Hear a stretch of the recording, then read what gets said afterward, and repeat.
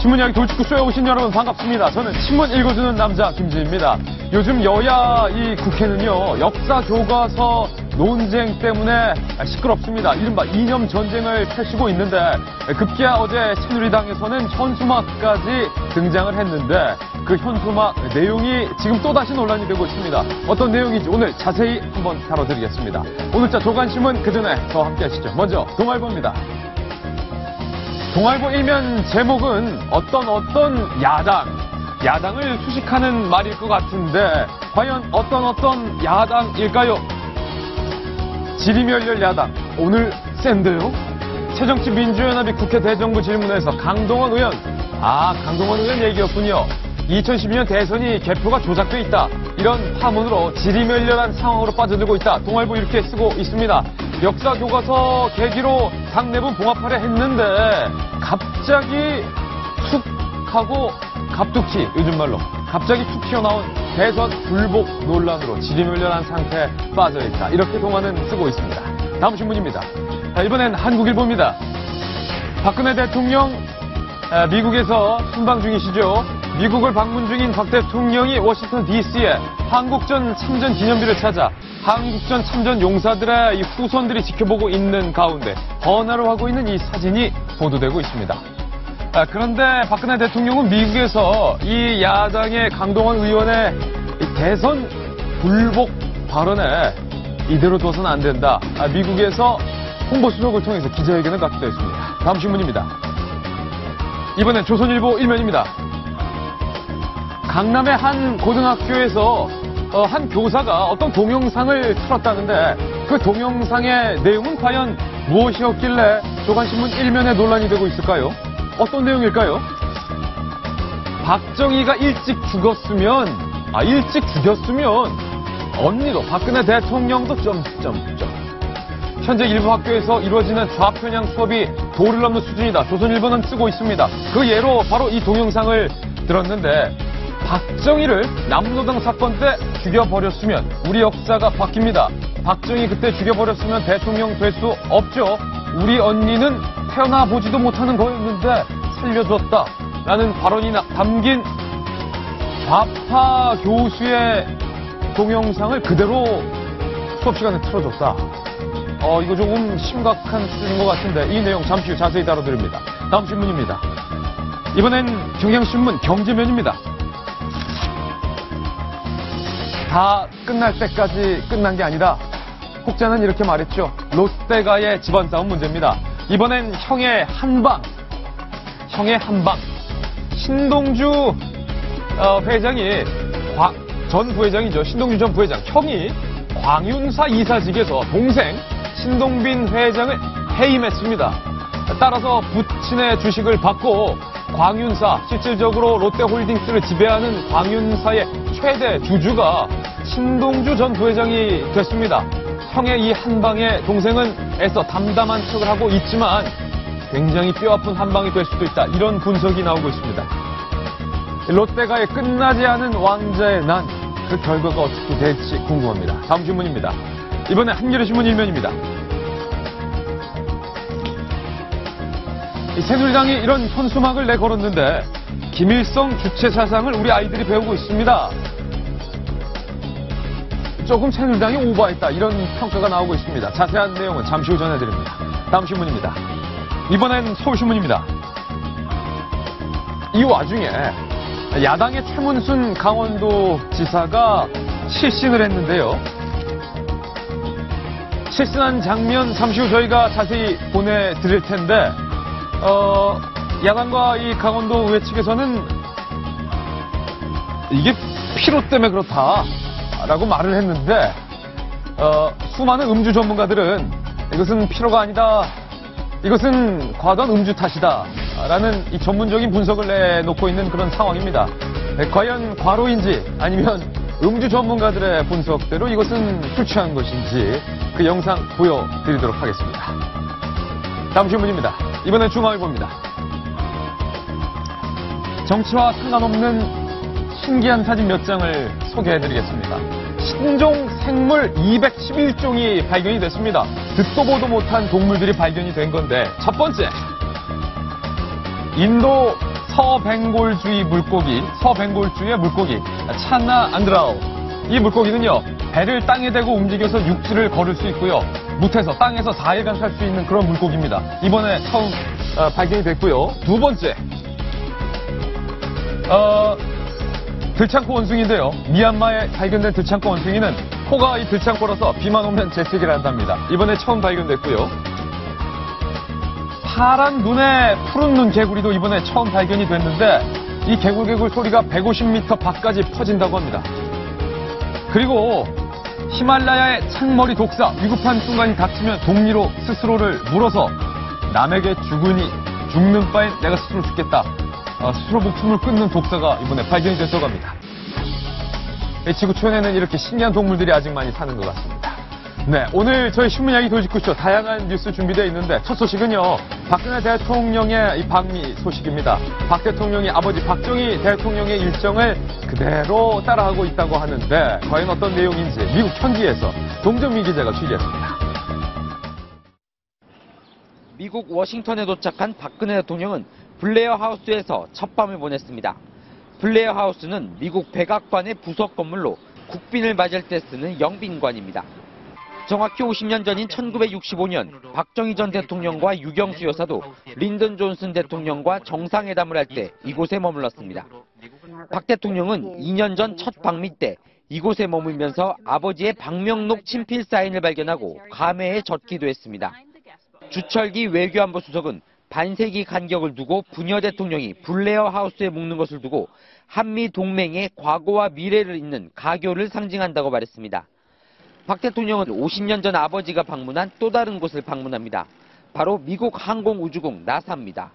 아버지 박 전 대통령은 당시 케네디 우주센터에서 본인이 다음에 이곳을 방문할 때는 지구와 달의 거리가 더욱더 가까워져 있기를 기대한다고 말한 바 있습니다. 과학적 도전의 영역을 우주로 넓혔던 노력을 상징하는 우주센터를 본인은 더 방문하지 못했지만 딸이 50년 지난 시점에 약속을 지키는 셈입니다. 박 대통령은 이곳 한국전 참전 기념비 헌화로 미국 공식 방문 일정을 시작합니다. 올해는 기념공원이 세워진 지 정확히 20년이 되는 해여서 더욱 뜻깊은 방문이 될 것으로 보입니다. 워싱턴에서 채널A 뉴스 동정민입니다. 네, 우리 동정민 기자가 박근혜 대통령의 해외 순방을 취재차 따라갔습니다. 미국 현지에서 리포트를 했는데 박근혜 대통령의 이 머릿속에는 아마도 아버지 박정희 전 대통령에 대한 추억과 그리움이 아직도 가득한 것 같습니다. 박정희 전 대통령이 미국을 찾았을 때의 그 발자취를 딸인 박근혜 대통령이 그대로 쫓고 있는 그런 모습인데 그 일례로 나온 게 정성희 위원님, 나사, 그 유명한 나사. 나사를 똑같이 방문을 했는데 아버지 박정희 전 대통령이 내가 다음에 나사를 찾았을 땐 지구와 달이 조금 더 가까웠으면 좋겠다라는 말을 남겼지만 그 뒤로 찾지는 못했는데 50년 만에 딸이 다시 찾은 셈이네요. 박정희 대통령은 플로리다주에 있는 케이프 커네버럴에 있는 그 기지를 방문했고요. 박근혜 대통령은 그 바로 옆에 워싱턴 옆에 있는 고다드 우주센터를 방문했습니다. 네. 같은 나사의 기관인데요. 그 우주 개발에 대한 어떤 의지, 네. 열망 이런 것이 부녀가 굉장히 닮았다고 생각이 듭니다. 이번에 것은 명백하게 박정희 대통령을 의식한 어떤 이 일정으로 보이고요. 예. 저는 이렇게 생각합니다. 이 박정희 대통령은 딸한테 가르치지 않았지만 딸은 배웠다. 아버지의 뒷모습을 보고 배웠다. 이런 생각이 듭니다. 아버지는 딸에게 한 번도 가르치지 않았지만 네. 딸은 그 뒷모습을 보고 배웠다. 가장 어떤 한참 어떤 아버지를 보고 배울 그런 시기에 또 청와대라는 그런 공간에서 박근혜 대통령이 누군가를 따라하고 배운다면 아버지 아니면 어머니밖에 없었을 것입니다. 네.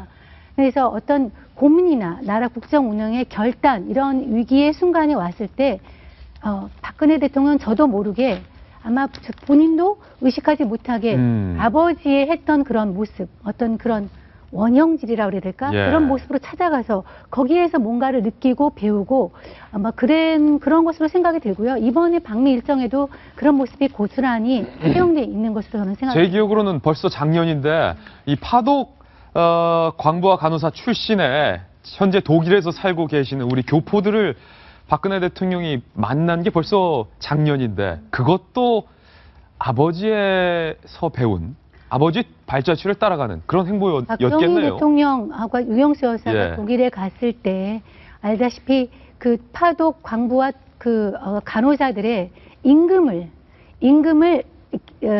담보로 해서 우리가 차관을 빌려왔거든요. 그걸 보고 우영수 여사가 얼마나 울었습니까? 근데 그 모습은 아마 지금도 영상으로 많이 남아 있는데요. 예. 작년에 박근혜 대통령이 그 소위 드레스덴 구상을 발표했던 독일을 방문했을 때도 당시에 가서 결혼해서 현재 살고 있는 간부와 간호사를 만나서 아버지와 어머니를 추억했던 것. 예. 그대로 그 모습도 이번에도 그대로 따라한 것으로 보여집니다. 한 가지 또 아버지 따라한 게 또 안영환 전 의원 미국 많이 방문했으니까 워싱턴에 블레어 하우스라고 백악관 옆에 있나 보죠. 근데 네. 그 블레어 하우스에서 박정희 전 대통령도 묵었는데 이번에 박근혜 대통령도 블레어 하우스를 묵는다. 이게 어떤 집입니까? 이 하우스는? 1942년에 예. 루스벨트 대통령이 이제 외국 귀빈들 너무 많이 찾아오니까 전쟁 중에요. 이제 협의를 하기 위해서 그때 백악관 앞에 있는 도로가 펜실베니아 대로입니다. 그 펜실베니아 대로 건너편에 있는 타운하우스 4채를 샀습니다. 그래서 이제 그걸 쉽게 손님들 오는 예. 영빈관을 쓰는 건데 저는 이제 오늘 박정희에서 따라하기라는 기사를 보면서 그럴 수도 있지만 그렇지 않을 수도 있다. 그럴 수도 있지만 그렇지 않을 수도 있다. 그런 생각이 들었어요. 뭐 언론은 그렇게 쓸 수 있습니다. 언론 일반화시켜서 써야지 기사 쓰기가 굉장히 편리하고 관심을 모을 수 있으니까. 전직 기자의 증언. 예, 그렇습니다. 자, 블레어하우스 뭐 박정희 대통령 전 박정희도 묵었지만 저기는 외국 귀빈들이 오면 묵는 장소입니다. 그래서 그렇군요. 박근혜 대통령 가서 묵은 겁니다. 그래서 뭐 박근혜 대통령이 굳이 따라한 건 아니죠. 네. 그다음에 이제 일정이 자꾸 이제 거기에 초점을 맞춰서 기사를 쓰다 보니까 그런 건데 박근혜 대통령은 박정희 대통령이 하지 않았던 일정을 많이 소화를 했어요. 그렇기 때문에 특히 이제 저는 뭐 미국의 나사 좋은 적이 계셨지만 박정희 대통령 플로리다를 방문했고 박근혜 대통령은 워싱턴 바로 있는 메릴랜드에 있는 나사를 방문한 겁니다. 이제 위치가 틀리죠. 그런데 이제 그건 있습니다. 박정희 대통령 당시에는 대한민국이 우주 개발은 꿈도 꾸지 못한 먼 나라처럼 우주에서나 있을 만한 일이라고 생각했겠죠. 네. 그렇지만 우리는 지금 나로를 쏘아 올렸어요. 나로를 쏘아 올리고 직접 위성을 쏘아 올리고 아마 우리 시청자 여러분 잘 모르시겠지만은 소형 인공위성 만드는 기술은 대한민국이 세계 최고입니다. 예. 1m급의 소형 인공위성 만드는 기술은 우리가 워낙 손재주가 좋기 때문에 그건 세계 최고급의 우리를 만들어내는 겁니다. 그런 나라의 대통령으로서 갔을 때 50년 전에 아버지와는 전혀 위상이 완전히 다른 모습의 대통령 갔을 때 그런 모습이 있지요. 그다음에 이제 파독 부분도 박근혜 대통령이 방문했을 때가 파독 간호사 광부 보낸 50주년 때였습니다. 그러니까 행사가 굉장히 크게 열리던 때였어요. 예. 그렇기 때문에 이제 그렇게 초점이 맞춰질 수밖에 없었고 그러나 어찌됐든 박정희 대통령이 대한민국의 역대 대통령 가운데서 여론조사를 하면 가장 인기 있는 대통령으로 나옵니다. 그렇습니까? 그렇다면 뭐 굳이 따라 안 할 이유가 없는 것이죠. 예. 그렇지 않습니까? 마찬가지로 해외에서도 일정을 짤 때 서로 협의를 해서 짜는 겁니다. 그쪽에서도 그걸 압니다. 누구의 딸인지 압니다. 그러니까 그 일정을 그쪽에서 협의 짜기 때문에. 워싱턴에서도 다 안다. 알죠. 예. 그리고 이제 박정희 대통령이 인기 있는 대통령이라는 걸 알기 때문에 다 고려해서 일정을 짜는 겁니다. 그리고 다시 말하자면 박근혜 대통령이 굳이 박정희 대통령이 갔던 곳을 안 갈 이유는 없는 겁니다. 안 갈 이유 없다. 네. 듣다 보면 결국 따라했다 이거네요. 근데 약간 좀 아쉬운 건 뭐냐면 우리가 선택한 대통령은 박근혜 대통령이지 박정희 대통령이 아니에요. 그러니까 누구의 딸이라는 이유로 우리의 대통령이 계속 그걸 따라하는 것처럼만 보이는 거 되게 부담스럽거든요. 그러니까 사실은 언론에서 이렇게 쓰는 것도 저는 좀 불편해요. 예. 그러니까 제가 뭐 박정희 대통령을 좋아하고 안 좋아하고를 떠나서 그거가 다르게 그 박정희 시대가 아니라 박근혜 시대를 만들어야 된다. 그 역할을 우리 국민들이 부여했다. 그래서 사실은 이렇게 언론이 나가고 하는 거를 청와대 홍보수석이나 이런 사람들이 야당만 막 이렇게 두드려 팰 게 아니라 예. 그런 면에서 박근혜 대통령은 새로운 길을 열고 있다. 이런 걸 좀 많이 해줘야 되거든요. 예. 아니 독일에 가서도 아버지 따라서 미국에 가서도 아버지 따라서 이렇게 나가는 건 제가 볼 때는 박근혜 대통령에 대한 상당한 부담으로 남을 가능성이 커요. 부담만 있을까요? 어때요? 근데 이 아버지 따라하기라는 제목으로 기사를 쓴 신문이 경향신문이 유일합니다. 아, 오, 경향신문이 썼다. 네. 그래서 과연 정말 따라하기냐라는 의문이 안영환 전 의원께서 제기하셨는데 타당한 의문인 걸로 보여요. 따라하기로 일부러 조금 꽤 맞춘 거 아니냐면 경향신문을 잠깐 소개해드릴게요. 일견 타당한 부분들은 있어요. 뭐 예라든가 예컨대 그 블레어 하우스도 그랬고요. 그 나사의 케네디 우주센터도 그렇고요. 그리고 파동 이야기도 그렇고 그리고 이제 지난 3월 이야기까지 갑니다. 중동 신화를 박정희 대통령이 읽었듯이 박근혜 대통령도 중동에 대한 중동 건설 이야기를 꺼냈다라는 이야기도 있고요. 그리고 새마을운동 보급에 대한 거를 그것도 마찬가지고 엮더라고요. 그다음에 이제 결과적으로는 그래서 박정희 대통령을 위해서 바로 교과서도 고친다. 교과서를 이제 이런 이 취지의 신문을 실은 거예요. 그래서 그래서 아버지를 위해서 교과서도 고치는 아버지를 따라하더니 결국엔 교과서까지 국정화다. 이제 이 취지의 기사를 경향신문이 실은 거라서 정말 따라하기라는 거 이제 이 신문이 좀 의도적으로 제목을 적은 것 같고요. 그냥 외국의 유명한 데를 다 같이 간 것일 뿐인지 라는 생각이 저도 드네요. 블레어 하우스, 굉장히 멋있어 보이고 고풍스러워 보이는데 저도 한번 좀 가보고 싶은데 국빈이 아니라 갈 수는 없겠군요. 박정희 전 대통령 얘기 나와서 말인데요. 강남, 부촌이죠. 한 고등학교에서 교사가 그때 박정희를 죽였으면 지금 박근혜 언니는 점점점. 좀 문제가 있어 보이는 그런 발언, 그리고 그 발언이 담긴 동영상을 수업 시간에 교육해서 논란이 일고 있습니다. 어떤 내용인지 도직구 신문을 통해서 바로 확인해 보시죠.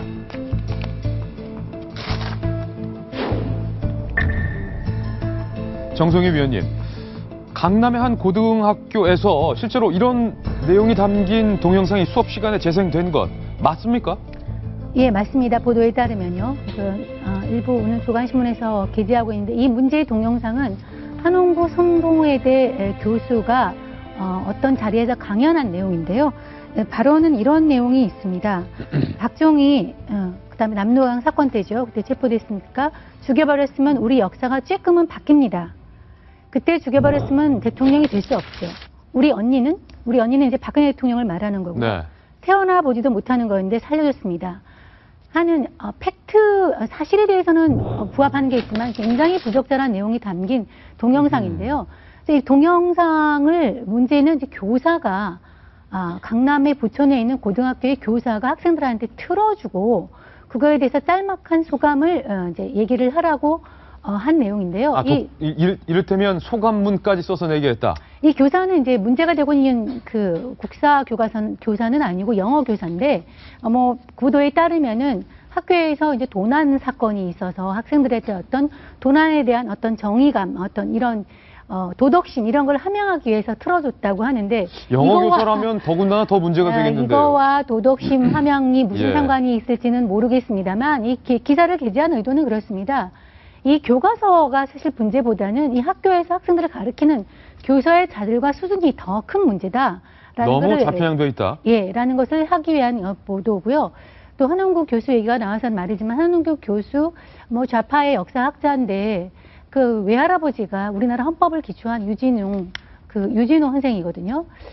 그래서 외할아버지는 우리나라 헌법을 기초했는데 외손자가 이런 식의 강연을 하는 거 적절한지 그건 좀 의문이 있습니다. 부적절하죠. 안영환 전 의원님, 저 한원구 교수의 발언을 곰곰이 생각해보면 박정희 전 대통령을 못 죽여서 아쉽다 라는 발언으로 들리고, 따라서 세상에 없었어야 할 박근혜 대통령이 세상에 나와서 원통하다 이렇게 들리는데, 이 동영상을 튼 고등학교 교사의 생각도 그분의 생각과 일치하는 것 같아서 조금 우려되는데 어떻습니까? 그렇죠. 생각이 같았기 때문에 틀어줬겠죠. 또 이걸 통해서 정의감, 도덕심을 복원시킨다는 생각이 하는 게 이게 가장 정의롭고 가장 도덕적인 그런 영상물이라고 생각했기 때문에 틀어준 거 아니겠습니까?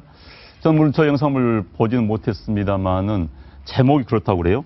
세월을 통해 본 한국 현대사. 세월호를 통해 본 한국 현대사.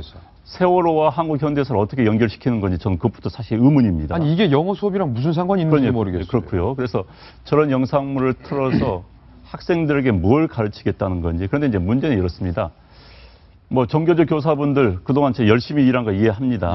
초창기에는요. 그러나 지금은 정교조가 축소되면서 아주 소수의 아주 그 좌평양 교사들이 주도를 하고 있어요. 사실 주도권이 거기에 넘어가 있는 상태입니다. 그런데 이제 정교조 교사들 가운데서도 뭐 그렇지 않은 분도 계십니다. 그런데 저런 식의 교육을 사회운동의 차원에서 하는 분들이 많이 있습니다. 예. 학생들한테 저런 의식화시키고 저런 것 자체가 내가 정말 젊었을 때 내가 그 운동했던 그런 꿈을 실현하는 것이라는 운동의 한 방편을 생각하는 분들이 분명히 있어요. 예. 아마 이 교사도 그런 분이 아니었나 하는 생각이 드는데 그래서 학생들한테 굉장히 학생들은 스폰지 빨아들이듯이 선생님이 말씀한 걸 쫙 빨아들이는 겁니다. 예. 그런데 저런 평양, 좌평양이 또 저런 좌평양이라보다는 과도하죠. 단순한 평양 문제가 아니라 저런 내용을 학생들한테 습득시켜가지고 보여줄 때 학생들이 예. 어떤 반응을 보이겠습니까? 저는 상당히 우려스러워요. 그러니까 영어 시간에 저걸 보여준 것도 문제지만 저런 사고를 가진 선생님이 교단에서 학생들을 매일 만나고 있다는 것도 예. 굉장히 걱정입니다. 이게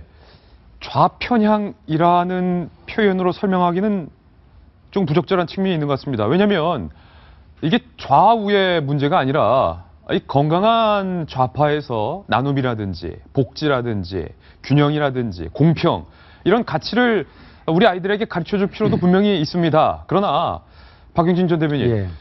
학생운동도 했었잖아요. 그런데 그때 박정희 전 대통령을 못 죽인 것이 아쉽다. 마치 들리기에. 그리고 박근혜 대통령은 뭐 세상에 있어서는 안 될 존재다. 이런 식의 발언은 이른바 좌쪽의 발언이 예전에 아니죠. 예. 귀태 발언이 한번 있어가지고 난리가 한번 난 적이 있어요. 기억들 하시는지 모르겠는데 새정치민주연합 원내대변인이 그 기시노부스케하고 박정희 네. 대통령을 비교하면서 귀태라고 그래서 태어나지 말았어야 될 귀신이 붙어 있는 아이, 태아 이런 걸 줘가지고 난리가 난 적이 있어요. 그 규태가 딱 이 발언이에요. 네, 그런데 이제 지금 경우가 이제 비슷하게 느낌이 예. 오긴 하는데요. 저는 일단 이게 약간 갑툭튀예요, 이것도. 그러니까 갑자기 왜 강남에 있는 영어 선생님이 저 영상을 왜 틀지? 라고 하는 생각이 들어요. 그러니까 이제 얘기를 들어보니까 이분이 첫 번째 해명이 저는 전교조 교사가 아닙니다. 그리고 아이들이 도난 사건에 대해서 제대로 신고를 안 하고 서로 침묵하고 있길래 이걸 틀어줬습니다. 라고 얘기를 하는 거예요. 그러니까 자기 나름대로는 이게 무슨 교육의 한 방편이었던 것 같습니다. 예. 그리고 이제 지금 안영환 전 대변인 말씀하신 것처럼 뭐 전교조, 편향 뭐 이런 게 아니라 약간 이분이 그냥 갑툭튀 비슷하게 본인의 사고 방식을 기반으로 해서 이렇게 한 것 같아요. 어디 전교조나 혹은 뭐 교사단체의 지침, 교육 지침 이런 게 아니라 아마 담임 선생님이셨던 것 같아요.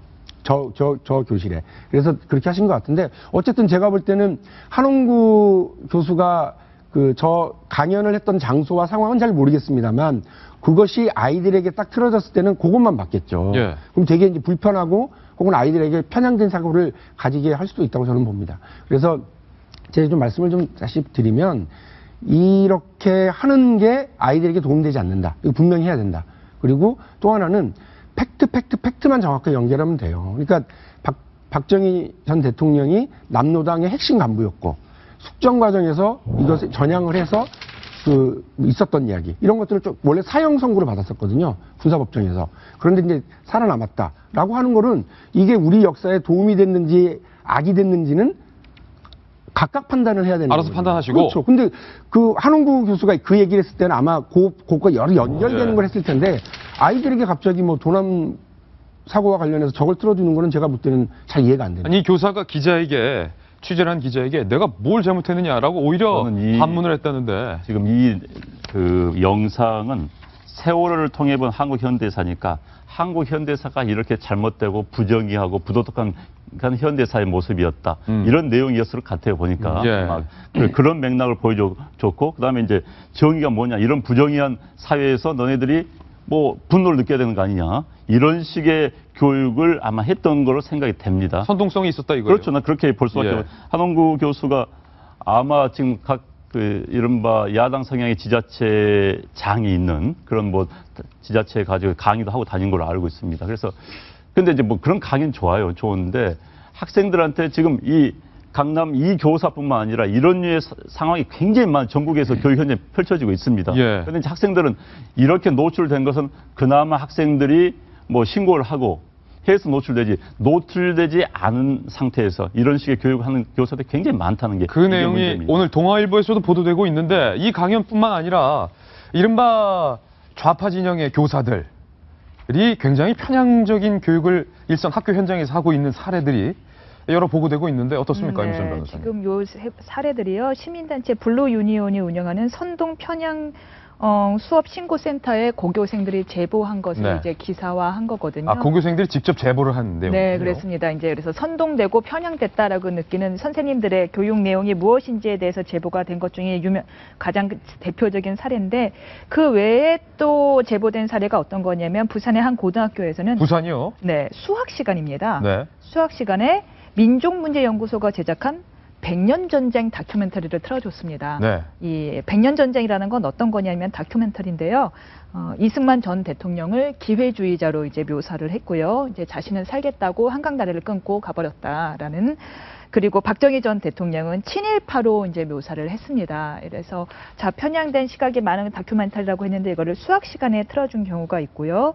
그리고 또 예컨대 울산의 한 고등학교에서는 국사교사가 알고는 좀 말씀드리기도 민망한데 네. 전 대통령이죠. 이명박 대통령을 미키 마우스다. 이건 귀여운 표현이고요. 이제 G세 X라고 이제도 표현하고 예.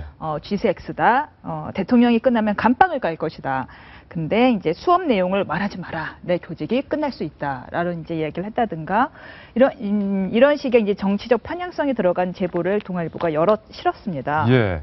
이게 일선 교육 현장에서 이런 편향 교육 사례들이 있다. 대구의 한 고등학교에서는 영어 교사가 박근혜 대통령은 아주 무식한 사람이다. 그런데 경상도 사람들은 무조건 다 뽑아준다. 라고 말한 것도 신고가 돼 있고, 그리고 경기도의 한 중학교에서 얼마 전 북한의 목함지뢰 매설로 군인들이 부상한 것에 대해서 수학교사가 지뢰는 북한이 설치한 게 아니다라고 수업 시간에 자세히 설명을 했고, 서울의 한 고교 교사는 박정희 전 대통령과 박근혜 대통령이 세습이다. 우리나라에 충성할 필요가 없다.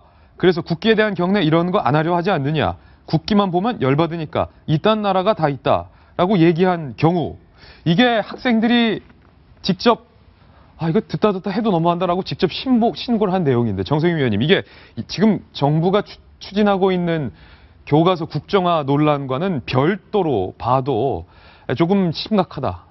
아까도 제가 얘기했지만 이 기사의 목적은 교과서 자체가 문제가 아니라 그 교단이 들어와 있는 교사들의 자질과 이 생각이 굉장히 문제가 있다. 물론 교사 아닌 개인으로는 생각이 다 다를 수 있습니다. 그 생각이 내 생각은 옳다고 말할 수는 없는 것이죠. 그렇지만 그 대상이 학생이라는 것은 분명히 문제가 있습니다. 우리는 학생들을 가르치는 거는 그 시대 정신도 가르쳐야 되고 네. 그 학생들이 훌륭한 인간으로 성장할 수 있게 하는 두 가지를 다 가르쳐야 되거든요.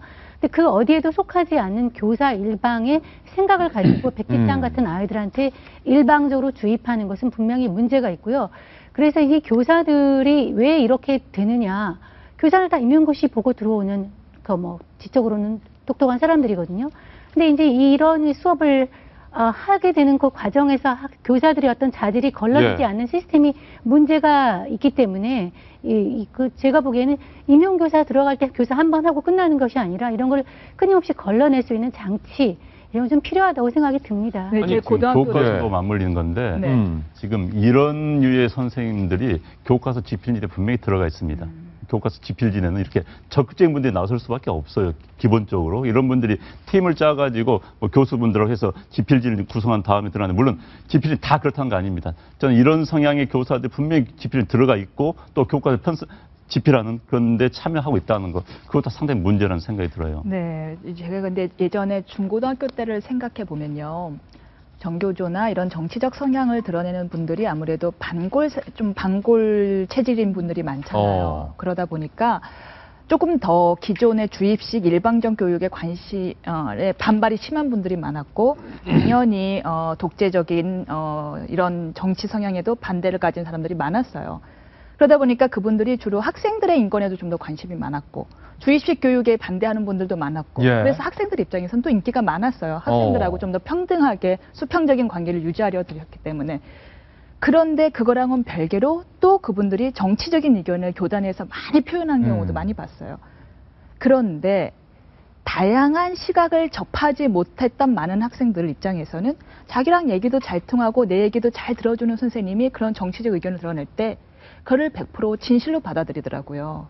이를테면 방금 한홍구 교수의 강연처럼 박정희는 일찍 죽었어야 되고 네, 그렇죠. 박근혜 대통령은 태어나지 말았어야 한다. 뭐 그렇죠. 뭐 박정희 대통령은 뭐 뭐였죠? 친일파였고 이런 식으로 얘기가 나오면은 내 얘기도 잘 들어주는 좋은 선생님, 다른 선생님과는 다른 정말 인간적인 선생님이고 친구 같은 선생님인데 이런 정치견이 나오면 당연히 진실로 받아들여요. 그렇기 때문에 저는 약간 얘기가 새는데 그렇기 때문에 저는 더더욱 교과서 국정화에 반대하는 거예요. 예. 다양한 시각을 미리 접하고 있었으면 이런 선생님이 이런 정치적 의견을 내더라도 아 저거는 사실 얘기가 다 다를 수 있어. 예. 내가 아는 건 이럴 수 있어라고 하는데 하나만 요것만 진실로 알고 있었던 예. 사람이 친구 같은 선생님이 입증 이야기를 하면 아 내가 다 배운 게 거짓이었구나. 예. 이분이 이야기한 게 진실이구나 하고 돌아서는 경우를 많이 봤거든요. 그런데 또 경험 문제하고 반대로 다른 것 같아요. 전혀 정부에서는 이야기다. 정부에서는 와 잠시만요. 시끄럽네 갑자기 폭탄을 던졌어요 제가. 아니 근데 일견 맞는 지적도 있지만 그런데 문제 인식은 정부에서 지금 다양한 의견을 가르치겠다고 만들어놓은 국사 교과서가 천편일색으로 다 좌편향돼 있다라는 것을 또 정부에서 문제를 삼고 있으니까 일반할 일은 아닌 것 같고요. 그런데 한홍구 교수의 또 다른 과거 발언을 보면요. 김일성은 혜성이고 민족 영웅이다 라는 주장을 했고 김일성에 대해서는 민족 영웅으로 묘사를 했는데 박정희 전 대통령에 대해서는 일찍 죽었어야 된다. 근데 이 강남에서 이 동영상을 틀었다는 걸 너무 일반화하실 필요는 저는 없다고 봐요. 그러니까 제가 아까 말씀드린 것처럼 갑툭튀. 아니, 그 갑툭튀가 아니라 오늘 동아일보, 조선일보, 중앙일보 보도에 따르면 전국에서 이런 사례들이 그렇죠. 수많이 보고가 되고 있어요. 근데 그게 전체 고등학교, 중학교, 초등학교 교사들 중에 몇 프로나 되겠어요. 그러니까 예. 저도 학교를 다니면서 전두환 대통령은 민족 영웅이고 박정희 대통령은 그야말로 구국의 뭐 결단을 했던 사람이고 이렇게 얘기하시는 선생님들이 많이 계셨어요. 근데 네. 제가 이제 임 변호사님 말씀에 약간 공감을 하는 건 뭐냐면 그러다가 대학교 들어와 가지고요. 박정희 대통령이 그리고 이승만 대통령이 그리고 전두환 대통령이 무슨 일을 했었는지 과거사를 알아버리니까 친일했던 것도 맞고 그다음에 독재를 했던 것도 맞고 근데 이거를 나중에 아니까 배신감이라는 거죠. 민족의 영웅인 줄 알았더니 그렇지 않네 라고 하는 거. 근데 아이들에게 균형된 시각을 주는 건 되게 중요하다고 저는 보고요. 그리고 이제 이 일과 관련해서 강남의 이 동영상 틀었던 예. 조사와 관련해서 이른바 진보 교육감이라고 얘기하는 조희영 교육감이 있는 서울시 교육청이 잘못된 부적절한 행동이다라고 지적을 하고 여기에 대해서 전체 그 교사들에게 행동 지침을 따로 내렸다는 거예요. 조심하시라고. 그러니까 이거를 일반화시키지 않았으면 좋겠다. 그 말씀 드리는 거죠. 그래서 교육이 중립이고 교사가 교육에 정치적인 중립 의무가 있는 거예요. 우리가 교사들이 전교조 교사들이 뭐 연가 투쟁이다 해가지고 예. 연가되고 나왔을 때 우리가 처벌하는 이유는 학생들 배우는 학생들은 교사 본인의 정치적인 의견이 어떻든 간에 우리들이 중립적인 입장에서 교육적인 견지에서 검증된 것만 배워야 되기 때문에 그렇거든요. 이것은 분명히 교사의 중립 의무 위반이고요. 예. 처벌이 따라야 될 거로 저는 생각합니다. 이게 한 건이기 때문에 괜찮다라고 낙관하기에는 그 내용이 너무 센 것 같아서 조금 한 건이 아니에요. 걱정이 이건 지금 됩니다. 교사, 제가 아까도 말씀드렸지만은 학생들이 고발한 경우만 이렇습니다. 근데 학생 고발하지는 하지 않습니다. 그렇기 때문에 전국의 교육 현장에서 많이 발생하고 있는 특히 이제 사회 교과서, 역사 교과서 이런 게 많이 제 애도 그런 일을 당하고 와서 그런 일 항시에 들었기 때문에 제가 하는 이야기입니다. 예. 자, 관련된 이야기, 교과서 이야기는 저희가 잠시 후에 다시 전해 드리겠고요. 조금 분위기를 바꿔보겠습니다. 다음 돌직구 신문에 소개된 내용을 한번 살펴보시죠.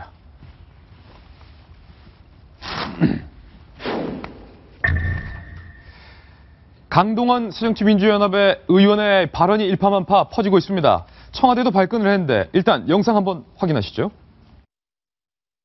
중앙선거관리위원회 대표 조작 의혹에 대해서 말씀을 드리겠습니다. 총리, 대표 조작이라는 말씀 들어본 사실이 있습니까? 지금 의원님 말씀하신 내용은 사실과 다른 부분이 많습니다. 그 말씀이 아무리 국회에서의 말씀이라 하더라도 사실에 근거해서 정확하게 말씀하셔야지 이 방송을 젊은 내가 사람도 보고 책임져요. 국민들도 보고 있습니다. 자, 거기에 사실과 다른 말씀들을 하시는 부분은 조금 자중해 주셨으면 좋겠습니다. 지금 의원님 말씀하신 것은 있을 수 없는 일입니다. 그 당시에 그러니까 말씀을 제가 드리겠습니다. 중앙선거관리위원회 제공은 자료이기 때문에 제가 그러면 말씀드리겠습니다. 중앙선거관리위원회에 대해 조사할 용이 있어요? 만약 그렇다면 의원님께서 그 자료를 잘못 읽으신 것이고 내가 바보입니까? 그 당시에 현장에 박정희는 군사 구태타로 권력을 찬탈했고 그에 따라 박근혜는 선거 구태타로 권력을 잡았습니다. 박근혜 정권의 정체성은 과연 무엇입니까? 뼛속까지 친일에 피가 흐르는 친일파 후예들이 권력의 중심에서 역사를 왜곡하는 정권, 유신 잔당들이 광풍으로 박정희 유신 망령이를 부활시키는 정권, 수구 반통일 세력들이 민족 통일을 외면한 정권이라고 저는 규정합니다. 이게 말입니다. 저희가 다 지금 개별 사안으로 소개를 해드리고 있습니다. 판단은 시청자 여러분께서 하셔야 될 것 같은데, 강동원 의원이 현재 야당 소속의 의원입니다. 이 의원은 통진당 본류 세력도 아닙니다. 어제 저희 도지구쇼에서 박용진 전 대변인이 잘 지적을 해주셨는데도 불구하고 일반 평범한 야당 소속의 국회의원인데, 박정희 정권과 박근혜 정권에 대해서 친일 정권이다라고 맹공을 지금 펼치고 있고, 안녕한 전 의원님, 박근혜 대통령의 지난 2012년 대선 선거 자체가 개표 과정에서 불법적으로 조작이 된 조작선거다, 정통성이 없다, 이렇게 비난을 하고 있습니다. 물론 야당에서 이 개인 의원의 생각일 뿐 우리 야당의 의견과는 전혀 다르다라고 선을 긋고 있긴 합니다만, 지금 결론은 야당도 굉장히 곤혹스럽다. 네. 그런 입장인 것 같아요. 야당 사실 이제 어제도 이야기 나왔어. 2년 반 전에 있었던 선거를 갑자기 왜? 예? 그래서 지금 느닷없다는 이야기. 아까 무슨 뭐 서거를 했지만 느닷없이 정말 느닷없는 이야기입니다. 그래서 저는 뭐 강동원 의원이 내가 바보입니까? 바보?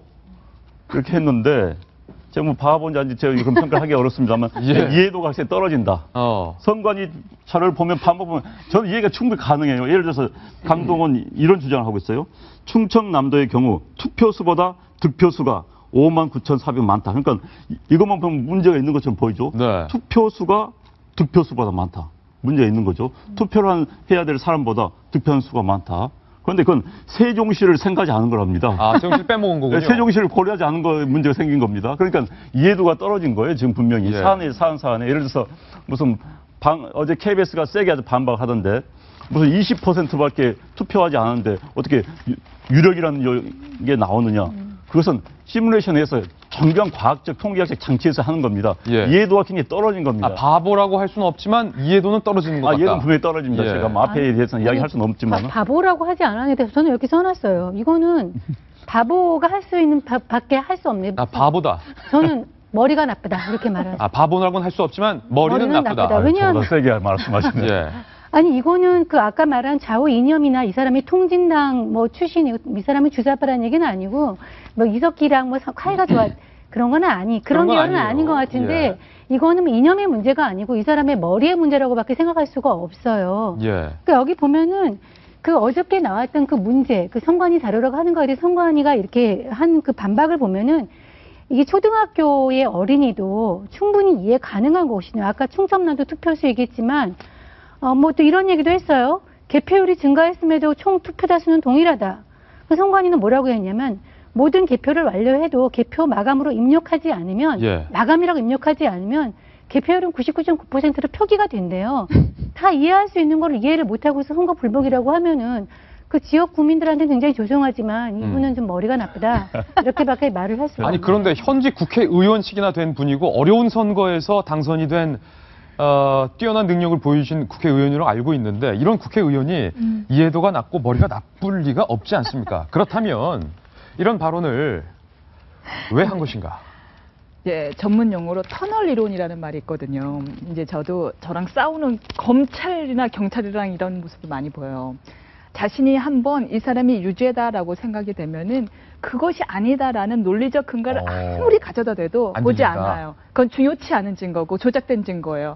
내가 유죄에 부합하는 증거들만 보이고 그것만 중요해요. 그러니까 강동원 의원은 대선이 불법이다라고 확신을 하고 있는 거군요. 그렇죠. 투표는 조작됐다라는 확신이 있으니까 그게 맞지 않다라는 반박 근거를 선관위가 제 아무리 조목조목 들이대도 보이지 않는 거예요. 터널 이론. 그걸 터널 이론이라고 하는데 지금 그 오류에 빠져 있는 게 아닌가 싶어요. 그래서 지금 너무 스스로 마지막에 전 들으면서 제 심장이 뛸 정도로 무서운 말씀을 뼛속까지 친일파네, 선거 쿠데타네 이런 무서운 말씀을 뿜어내면서 스스로 너무 뿌듯해하는 게 보이는 거예요. 지역 주민들이요 보고 있는가 나는 이토록 당당합니다 하는 나는 민주화 투사다. 네, 나는 민주화 투사고 나만의 진실을 이렇게 용기 있게 얘기합니다. 그래서 머리가 나쁜 것 같지는 않고 지금 그 오류에 빠져 있는 상태시구나라는 생각이 드는데요. 참 재밌는 게 지금 저분이 오늘 중앙일보에서 이거를 짚었어요. 그렇게 당당하시면은 의원 면책 특권에 숨지 마시고 기자들 전화도 받으시고 이종걸 원내대표 전화도 받으셔라. 막상 저렇게 본회의장은 의원 면책 특권으로 숨을 수 있는 장소니까 저렇게 심한 말을 다 뿜어내고서는 그다음 기자들이 전화하고 원내대표가 전화하는데 왜 그 전화를 다 피하시는가? 왜? 고소당할까 봐. 거기서 똑같은 말을 하면 고소 대상이 되니까요. 예. 좀 많이 비겁하다라는 생각이 드네요. 박용진 전 저분이- 대변인. 네. 말씀하세요. 정통 통진당은 아닌 것 같습니다. 이제 통진당 후보로 당선이 됐습니다. 그러니까 새정치연합 후보 경선에서 탈락을 할 것 같으니까 탈당을 하고 통진당으로 들어가서 통진당 간판으로 당선이 돼가지고 예. 또 탈당해서 이제 생체에 다시 복귀한 케이스인데 그건 전 처음에 통진당으로 탈당을 한 후보 또 그래서 국회의원 된 분이라면은 야 세게 나오겠다 싶었어요. 그럼 지금쯤이면은 확신범답게 나와서 다시 한번 뭐 상임이라든지 어디서 지로될 수 있을 겁니다. 난 확신이다. 그런데 그렇지 않고 지금 두문불출 언론과의 연락을 끊고 있다는 것은 정통은 아니구나. 정통 아니다. 본인도 지금 상당히 뭔가 내가 생각보다 일을 크게 저질렀구나라는 예. 후회에 쌓이지 않을까 하는 생각이 들어요 지금. 왜냐하면 아마 다른 사람들이 머리가 나쁘다고 생각하고 당에서도 예. 동조를 한 명이라도 동조해줘야 되는데 당에서 입을 싹 닫아버리고 사실 그럼에도- 국회의원들이요 일 저지르면 당에서 보호해주기를 원합니다. 예. 내가 저질러서 같은 당 동료 의원들이 날 좀 커버해주기를 바라는데 이 상황에서는 나 몰라라. 개인 의견이다. 전부 도망가 버리니까 굉장히 지금 곤혹스러운 입장이 있을 겁니다. 그러니까 아까 그 고등학교 선생님이랑 다르군요. 고교 선생님은 내가 뭘 잘못했느라고 확신 있게 그렇죠. 재차 말을 하는데 네. 강동원 의원 같은 경우는 뭔가 감지를 했는지 얘기를 안 한다. 근데 이제 그것도 있고요. 저는 어저께 보면서 우리가 돌직구쇼에서 어저께 얘기를 한 다음에 미국에 지금 바쁠 텐데 시차도 잘 굉장히 다르는데 청와대에서 여기에 대해서 이 국민에 대한 모욕이다 하고 발끈하고 나왔어요. 예. 수석들이 아마 다 모니터하고 있었던 것 같아요. 그래서 저는 그것도 좀 그렇다. 왜냐하면 이거는 워낙에 아까 말 갑툭튀 느닷없고 말이 안 되는 거기 때문에 사실 청와대가 무시해도 되거든요. 예. 무시해도 다 자정적으로 되는데 굳이 이거에 대해서 정색으로 나와서 상대방이 예를 들어서 뭐 도로에서 저쪽에서 뭐 나와서 뭐 하는 깡패 하나가 막 이러고 나왔는데 이쪽에서 정말 정색을 하고 뭐 총을 들고 나와가지고 체포하겠다고 하는 거랑 좀 약간의 좀 과민 반응 청와대도 좀 그런 느낌이 야당에서도 들어서, 보호를 예. 안 하는데. 아니, 야당은 야당도 안 실제로 박윤진 전 대변인 예. 뭐 강동원 의원 운영위에서 퇴출시켜야 되는 거 아니냐라는 얘기가 야당 내에서 나올 정도로 그렇게 결정을 했습니다. 예. 결정했고 운영위니까 운영위. 운영위. 국회 운영위원회에서요. 그러니까 다음 얘기 안 하나요? 그러니까 어제 제가 그 동네 어른들하고 인사 예. 나눌 자리가 있었는데 다들 저 보면서 짠해하시더라고요. 그래서 동네 어른들 중에 이제 그 새정치민주연합 지지자분들이신데 얼마나 고생이 많으냐 저한테 투덕투덕 이렇게 해주시던데 참 이렇게 손발이 안 맞나 하는 생각이 들어요. 손발이 안 맞는 그래서 거구나, 저는 이건. 사실은 그 이종걸 원내대표한테 쫙 째려봤어요. 어저께 잠깐 뵀는데. 예. 아니 이걸 내쁘냐? 아니 왜냐면 의원들이 그 대정부 질의를 예. 하게 되면 그 대충 내용이 뭔지를 이렇게 다 보거든요. 원내대표 책임이죠. 원내대표가 그러면 이렇게 저렇게 좀 조정도 하고 조율을 하는데 그걸 안 하셨을까라고 하는 약간 아쉬운 면이 이제 하나 남아 있고요. 그리고 제가 어제도 말씀드렸습니다. 새정치민주연합의 김성수 대변인이 저 발언 나오자마자 바로 철저히 개인의 의견이고 당과는 관계없다는 점을 알려드린다고 했거든요. 예. 그래서 이렇게 동아일보가 뭐 일면에다가 지리멸렬 야당이 이렇게 쓸 정도로 뭐 이렇게 공격을 하려고 그러든 비판을 하려고 그러든 좀 한결같이 쭉 나가줘야 되는데 갑자기 이렇게 일들이 벌어지니까 저도 당황스럽고 안타깝습니다. 야당 얘기했으니 이번엔 또 여당 얘기할 차례인데 다음 돌직구 신문을 통해서 일단 어떤 사진인지 확인부터 해보시죠. 여기 딱풀이 요즘 딱 붙어서 딱풀이군요. 딱풀 성능이 많이 좋아졌습니다. 이제 잡고 있겠습니다. 김일성 주체사상 배운다. 우리 아이들이 배우고 있다라는 이 새누리당에서 만든 현수막이 걸렸습니다. 이른바 역사 교과서 논란으로 요즘 여야가 이른바 이념 전쟁을 벌이고 있는 그 상황에서 김일성 주체사상을 아이들이 배우고 있다. 이거 좀 오버한 거 아니냐? 뭐 이런 지적도 나오는데 박윤진 대변인. 오바도 한참 오바죠. 한참 오바다. 여기서 약간 목소리를 높이겠습니다. 네. 아니 사실 그 개고기 좋아하세요? 라고 물어볼 수 있어요. 예. 그러면 그 개고기를 좋아한다는 얘기가 아니잖아요. 그러니까 개고기는 나쁜 겁니다라고 얘기를 하고 개고기를 먹는 식습관은 문제가 있습니다라고 얘기할 수 있어요. 근데 개고기라고 하는 단어가 들어갔다고 해서 그 사람이 개고기를 좋아한다거나 개고기를 뭐 장려하고 있다거나 이렇게 얘기하면 안 되는 거거든요. 예. 교과서에는 분명히 북의 주체사상은 주민들을 통제하기 위해서 독재를 강화하기 위해서라고 쓰여 있습니다. 그리고 거기서 비판적인 의견들이 전반적인 깔려 있거든요.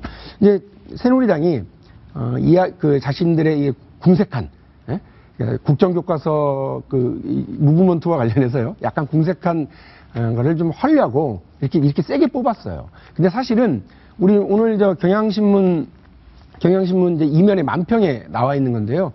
만일에 이게 사실이면 예. 이런 교과서를 7년간 방치한 김무성 대표와 여권은 불고지죄로 체포해야 된다. 그리고 이러한 교과서가 만일에 이게 사실이 아니면 이제 와서 우리 국민들을 선동하고 있는 선동죄로 잡아가야 된다. 이런 만평이 있거든요. 사실 만일에 주체세상을 가르치는 교과서가 있다고 치자고요. 그걸 장려하는 교과서가 있다고 치자고요. 그걸 누가 검인정한 거예요? 교육부 장관이 한 겁니다. 교육부가 한 거다. 박근혜 정부가 한 겁니다. 그리고 그 지침 따라서 했거든요. 지침을 누가 만들었냐면 이명박 정부가 지침을 만들었습니다. 그러니까 보수 정권이 만드는 지침에 따라서 보수 정권이 검인정을 한 교과서에 주체 사상이라뇨. 말도 안 되는 선동이죠. 예, 새누리당이 오버한 것이다. 아니, 그런데 이제 검인정이기 때문에 뭐 이미 이명박 정부 박근혜 정부에서 다 인정을 한 것이다. 그건 아니고요. 이제 검인정 과정에서 정말 힘듭니다. 이 좌파, 진보 좌파 이런 교과 쓴 사람들 찔깁니다, 솔직히. 예. 수정을 하려면 버텨요. 버티고 그다음에 소송까지 합니다. 소송까지 해요. 실소소송 그러니까 여러 번. 결국은 네. 하다가 끝나버리고 그냥 교과서 편집되는 경우가 다 많습니다. 예. 그러니까 무슨 문구에서는 고쳐라 그러면 고치는데 교묘하게 장치를 하면서 또 고쳐놔요. 끝내요. 양보를 하지 않는 거죠. 그러면 밀고 땡기기 하다가 소송까지 가요. 그러니까 이제 결국 한 측에서는 이거 포기하다 검인정 이런 식이 돼버리다 보니까 이렇게 나온 겁니다. 무슨 뭐 이명박 정부와 박근혜 정부 인정한 건데 왜 이제 문제 삼는데 그건 아니에요. 그거는 정말 끈질기 문제래요. 그분들은. 네. 그리고 이제 저도 기본적으로 김일성 주체 사상을 우리 아이들이 배우고 있습니다만 저도 이건 좀 지나쳤다. 좀 지나쳤다. 네, 지나쳤다. 저는 그런 생각이 들어요. 그런데 이제 이것까지 나오게 된 배경은 오늘 조선일보가 이걸 보니까 잘 뽑았어요. 이 조선일보 보면은 이게 한번 여기 비춰주시면 되는데 자, 조선일보가 이 교과서에 이제 사진을 실습니다. 사진이 애들한테 어린아이들, 학생들한테 굉장히 사진이 크게 하는데 자, 남한과 관련된 사진에는 체류탄, 곤봉에 피 흘리는 사진. 이걸 보여줘요. 이걸 보여주고 북한과 관련된 사진은 웃는 김정일. 그다음에 로켓 발사. 재밌습니다. 웃는 김정일 사진. 왜 이게 뭐 틀렸냐? 틀리진 않습니다. 그러나 이 사진을 보면은 남한은 이렇게 피 흘리고 이렇게 한 정권인 것 같고 북한은 평화롭게 정권이 옮겨진, 이양이 된 이런 느낌을 주는 겁니다. 지금 현재 실려있는 교과서입니까? 그렇죠. 그런데 여기다가 균형을 맞추려면은 곤봉에 맞는 이걸 꼭 싣고서는 북한의 정치범 수용소로 넣어야 되는 거예요. 굶어 죽는 아이들도 그렇죠. 넣고. 그게 균형이 맞는 것이죠. 로켓 발사를 하면 마치 북한은 굉장히 선진적인 나라. 로켓 발사 뒤에는 이 로켓 발사하기 위해서는 북한 주민들이 1년 동안 먹을 식량 1조에서 2조 원이 든다는 것도 써줘야죠. 그래야 균형이 맞는, 그건 쓰지를 않아요. 로켓 발사 옆에다는 굶주린 어린이들의 사진 균형이 맞는 겁니다. 근데 굶주린 어린아이 사이는 없어요. 없다는 거죠. 없죠. 그러니까 요 사진을 보여주면서 교묘하게 편집을 하는 겁니다. 그러면 이것만 보면은 남한은 정말 문제 있는 나라고 북한은 순조로운 나라처럼 보이는 겁니다. 팩트는 맞아요. 사실은 맞습니다. 왜? 이 사진을 조작은 하지 않았으니까. 그러나 전체적인 의도적인 편집을 하는 게 제가 기자 출신이고 그렇죠. 제가 사학을 전공했습니다. 그래서 어떤 이 지필진지 어떤 의도를 가지고 하는지 다 보여요. 지금 정보 보면 참 장난질 많이 치는구나. 그걸 많이 보입니다. 진짜. 사실은 우리 아이들이 배우는 교과서에 그러면 2002년 한일 월드컵이 있어요, 없어요? 있어요. 눈부신 산업화의 성과 있어요, 없어요? 있어요. 대한민국의 자랑스러운 면과 대한민국이 약간 어두운 면도 가르쳐야 다시는 그런 일이 벌어지지 않을 거 아닙니까? 그러니까 그것이 균형이지 굳이 이렇게. 그런데 북한에서 저는 사학과 출신은 아닙니다. 그럼에도 불구하고 자, 북한 사진은 어두운 사진이 없어요. 자, 그래서 망경대를 참배한 이건 개인 우상 숭배입니다. 개인 생각. 그런데 이 문장이 이렇게 써 있어요. 비웃는 거예요. 김일성의 생각에 망경대는 북한 인민들이 참관해야 할 성지가 되었다. 이게 비웃는 얘기라니까요. 비웃는 이걸 받아들이면 북한 주민들은 김일성을 굉장히 그러니까 의도된 편집과 의도된 문장을 쓰고 있는 겁니다. 우리나라에서 그 전직 대통령 어딜 꼭 가야 되는 성지 이런 게 있나요? 없잖아요. 그러니까 지금 여기 이거를 이 보고서 문장을 예. 보면요 이렇게 됐어요. 망경대를 관람하는 주민 행렬, 김일성의 생각인 망경대는 북한 인민들이 참관해야 할 성지가 되었다. 자, 이것만 보면은 많은 주민들이 김정일에 대해서 김일성 이렇게 생각하게 하는 예. 겁니다. 교묘한 장치들 돼 있어요. 예를 들어서 북한의 장거리 로켓. 그러면 추가적인 북한이 핵무기 개발과 로켓 발사가 동북아시아에 얼마나 나쁜 영향을 미치고 있는가, 또 우리가 얼마나 큰 위협이 되는가 설명해 줘야 되는 거 아니에요? 설명이 없어 이런 데 대해서는. 이런 정성희 식으로 위원. 교묘한 장치를 하고 있는 겁니다. 아니, 그 말은 맞는데요. 오늘의 포인트로 다시 돌아오죠. 예. 이렇게 교과서의 의도성을, 팩트는 얘기해야 될 의도성을 가진 편집으로 애들의 역사관을 왜곡시키고 있다라고 새누리당이 비판을 할 거면은 교과서의 주체사상이라는 것이 언급이 있었다는 것만으로 주체사상을 아이들이 배우는 것처럼 했던 현수막을 내건 것은 분명히 잘못된 것입니다. 예. 이렇게 정리하고 또 다른 상징 조작이죠. 예, 현수막은 철거하는 걸로. 어차피 지금 철거됐는데 어쨌든 이 교과서 논쟁이 쉽게 끝날 것 같지는 않습니다. 이번에는 분위기를 또 한번 환기를 해야 될 그 타이밍이 올 것 같습니다. 최문순 지사에 관한 내용인데 다음 도직구 신문을 통해서 확인하시죠.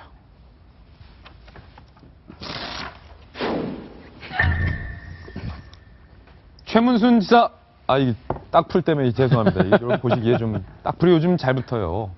최문순 지사가 실신한 거냐, 만취한 거냐. 많은 음주 전문가들은 만취다 이렇게 결론을 내렸는데 진실은 여러분이 판단해 주시기 바랍니다. 영상 한번 보시죠. 다음으로 모두에 말씀드렸듯이 동계올림픽 등 여러 가지 현안으로 인해서 담당 국장님 좀 나오세요. 지사님. 네네. 앞에 보시고 답변하시면 된다고요. 잠깐만요. 잠시 도정질문의 그 정회를 하겠습니다. 네. 자, 최문순 지사가 실신을 하는 그 장면인데, 질의가 있기 전 오찬에서, 이 중국의 손님들이, 강원도를 찾았습니다. 그래서 강원도를 찾아서 오찬에서 이 인삼주를 내놔서, 인삼주를 최문순 지사가 마셨고, 또 이 중국의 고량주죠. 독한 독주를 또 5병 정도 마시는 것으로 알려지고 있습니다. 그러니까, 독주 5병에 플러스 인삼주 4주전자, 30도 이상의 이 도수를 갖고 있는 4주전자를 마신 것으로 알려졌는데 식당 오찬 자리에 참석한 인원은 일단 15명인데 그 15명이 다 음주를 한 것이 아니라 최문순 지사가 조금 더 많이 마셨다. 이런 당시 오찬에 참석했던 관계자의 인터뷰도 현재 보도되고 있는데 강원도 측에서는 최문순 지사가 스트레스와 또 이 국정 업무의 과도한 과로 때문에 실신을 한 것이다 라고 해명을 했습니다. 하지만 음주 전문가들은 이것은 과로와 상관없는 그냥 단순 만취일 뿐이다 라고 또 팽팽하게 맞서고 있는데 영상 또 분석 전문가인 임윤선 변호사께서 보시기에 딱 물을게요. 이게 과로입니까 만취입니까? 본인의 경험을 바탕으로 봤을 때. 오해하실까 봐 말씀하시드리지만 저는 영상 전문가일 뿐 음주 전문가는 아닙니다. 예. 영상 전문가로서 글쎄요. 말씀을 드리자면 이제 전에 기억나세요? 왜 어떤 생방송에서 네. 뉴스를 진행하던 여자 앵커가 생방송 도중에 갑자기 실신했던 거 혹시 기억하세요? 그럴 수 있었죠. 그때 갑자기 의자에서 과로를 이유로 딱 실신을 했는데 결혼식을 앞두고 있어서 이제 좀 과로가 누적이 된 거예요. 네. 그런데 아무도 눈치채지 못한 상태에서 진행을 하다가 점점 혈색이 안 좋아지다가 한순간에 옆으로 탁 쓰러지거든요. 네. 이제 과로로 인한 실신은 졸음이라든가 뭐 이렇게 휘청이나 이런 예. 걸 수반하지 않고 일순간에 쓰러집니다. 갑자기 쓰러진다. 네. 전조 증상이 없고. 그렇죠. 근데 이제 저렇게 고개가 이제 앞으로 떨궈지고 몸이 옆으로 몇 번 흐트러지고 그리고 난 다음에 뭔가 이렇게 음냐 하는 듯한 입모양이 보인 후 끌려가는 모습은 여기 이제 우리가 시골에서 예. 주로 이제 어른들이 많이 보이던 만취한 모습이 아닐까 싶은데 이제 강원도 측에서는 이제 과로다라고 주장을 하시니까 네. 네티즌들의 반응들이 재밌더라고요. 예. 이게 과로 맞네요. 마늘 꽈자에 참이슬, 이슬 노자. 소주가 그래서 아마 과로가 맞는 것 같다라는 네. 얘기도 하고 또 일각에서는 왠지 외양 이게 참 억울해요. 참 저 같은 사람이 저러면 큰 욕을 먹을 텐데 외양이 좀 약간 동정을 불러일으키는 외모잖아요. 이게 참 시골에서 새참으로 막걸리 한 잔 마시고 비틀거리는 아버지가 생각나면 예. 좀 안타깝다. 뭐 예. 이런 동정론도 꽤 있다라고 하네요. 그럼 다시 한번 좀 저희가 영상을 보면서 판단을 해볼 텐데요. 저는 잘 모르겠습니다. 과로인지 많은지 모르겠습니다만 영상을 좀 다시 한번 보고 여러분이 좀 판단 부탁드리겠습니다. 직접 들어보시죠. 네, 지금 강원도 의원이 질의를 하고 있는데 동계올림픽에서 여러 가지 현안으로 인해서 근데 최 지사가 입맛을 다시십니다. 하라고 저 한숨을 내뱉었는데 지사님 안용환 전 의원님은 바로 음주 전문가인데 하라고 이 신음을 기염을 터내는 게 과로입니까 만취입니까? 잠시 도정진문 세상사에 두 부분이 다 있습니다. 예. 한 면으로 보여주지만 이번 이 건은 제가 최문순 지사가 사실 제 언론사 선배고 국회 상임위 활동 같이 했었습니다. 그런데 최문순 지사가 술을 잘 못 드세요. 원래 그랬어요. 좀 약합니다. 술이 약하시다. 약한데 예. 저는 이제 사실 과로한 상태에서 술을 마시면 빨리 취합니다. 그 두 개 겹쳤다. 저는 겹침이 충분히 있다고 봅니다. 만취는 만취인데 과로로 인한 그렇죠. 그럼요. 그러니까 예. 저는 뭐 오늘은 최문순 지사 편을 좀 들고 싶어요, 사실. 예. 왜냐하면 피곤했을 겁니다. 피곤한 상태에서 점심 때 술 약한 분이 몇 잔을 마시면은 그럴 수 굉장히 있죠. 그럴 수 있습니다. 그런데 예. 이제 제가 보기에는 본인의 음주 능력을 벗어난 네. 음주를 하지 않았나 싶어요. 특히 이제 물론 이제 뭐 개인적인 관계가 아니라 그래도 외국 손님이 와서 술 마신 거기 때문에 뭐 어느 정도 이해는 갑니다만은 그래도 뭐 적절하지 않았습니다. 그러나 굉장히 안타깝습니다. 안타깝다. 저 모습이 게다가 지금 동영상을 저는 어제 신문 기사만 보고 정말 과음한 거 아니야? 좀 심했다. 저 공직자로서 태도가 문제 있네라고 생각했었는데 오늘 화면을 보니까는 좀 안쓰럽다는 느낌이 짠하다. 굉장히 들고 보니까 술을 드시는 모습인 것 같습니다. 아니 그런데 아무리 저한테도 언론사 대선배지만 일단 선배로 보기보다는 강원도 지사로서 평가를 해야 되는데 딴 행사도 아니고 강원도 국정 전반에 대한 날카로운 질의가 있고 동계올림픽 얘기까지 나왔는데 아무리 술이 약하셔도 만취를 해서 그 도정에 참여하는 것. 그 점심 때 반주를 하고 오후에 이제 도정 질의에서 답변을 한다는 것 자체가 좀 문제가 있죠. 그러니까 당연히 이제 국민들의 대표니까 이제 조심했어야 되는 건 맞는데 또 마침 그렇게 개인 술자리였다 그러면은 또 이제 비판할 것 같은데 중국 사람들이 와가지고 접대를 했는데 또 중국 사람과의 어떤 오찬이나 만찬은 제가 들어보니까 중국 사람들은 이게 또 한 잔 해주셔야지만 또 대접을 받았다고 생각하는 문화가 있대요. 그래서 예. 아마 본인의 어떤 범위를 넘어서 마신 것 같은데요. 사실은 제가 최문순 지사하고 옛날에 출입차를 같이 나갔습니다. 같이 출입했었군요. 예. 제가 옛날에 서울시청을 같이 나가셨어요. 그때는 이제 MBC의 선배였는데 죄송하지만요. 뭐 저기에서 말하지만 그분이 서 있는 모습을 별로 본 적이 없어요. 그때 왜요?